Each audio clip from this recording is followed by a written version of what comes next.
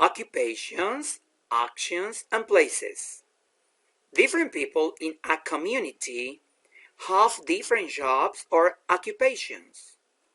Some people are teachers, some are students, some are pilots, some are farmers, and some have other occupations.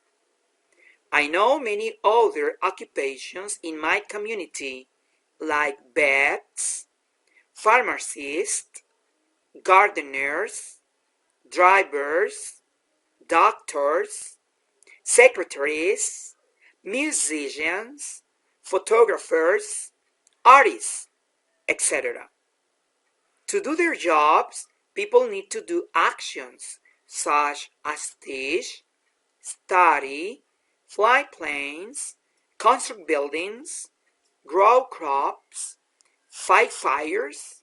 They also need a place to work.